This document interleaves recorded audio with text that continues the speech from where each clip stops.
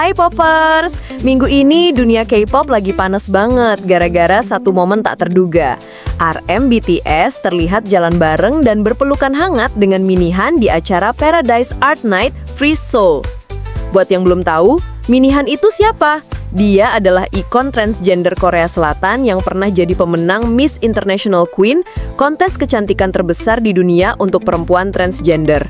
Selain itu, dia juga co-founder Trunk, klub queer terkenal di Itaewon yang sering kerja bareng brand fashion global. Singkatnya, Minihan bukan sekadar figur hiburan, tapi simbol perjuangan dan keberagaman di Korea. Nah, interaksi kecil antara RM dan Minihan ini langsung viral, bukan cuma di Korea, tapi juga sampai ke Indonesia. ARMY banyak yang merasa bangga, karena mereka melihat RM sebagai sosok yang open-minded dan selalu respect ke siapapun. Komentar seperti, Namjoon respects everyone, langsung banjir di media sosial. Tapi tentu aja, nggak semua orang setuju. Ada juga yang menilai ini bisa memicu kontroversi, terutama di kalangan konservatif. Kita tahu sendiri, isu LGBTQ di Korea masih sangat sensitif, sama halnya kayak di Indonesia. Itu sebabnya, momen sederhana ini berubah jadi diskusi besar. Apakah K-pop siap jadi ruang inklusif, atau masih terlalu terikat norma tradisional? Kalau kita lihat sejarahnya, K-pop sebenarnya sering main-main dengan konsep genderless atau androgyny. Dari gaya fashion sampai konsep panggung, ada banyak idol yang tampil dengan cara unik dan nggak terikat gender. Tapi, jarang banget ada interaksi terang-terangan yang menghubungkan idol top kayak RM dengan figur queer publik. Dan itu bikin momen ini terasa beda. Sekarang, coba kaitkan dengan Gen Z Indonesia.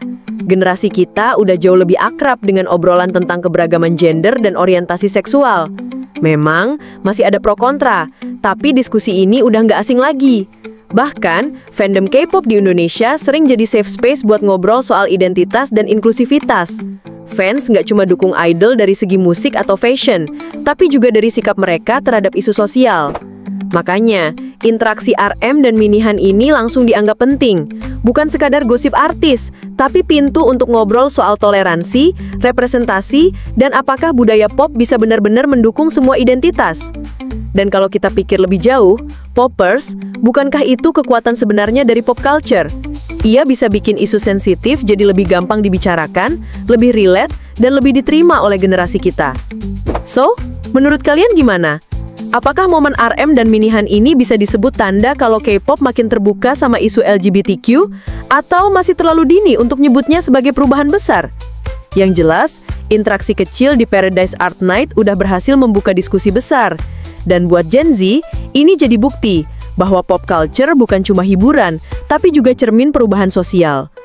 Jangan lupa, terus pantau Hypop buat update terbaru seputar K-pop, fashion, dan segala hal yang lagi rame di kalangan Gen Z. Karena di sini, kamu bukan cuma dapat berita, tapi juga ruang buat diskusi seru soal isu-isu yang dekat sama kita.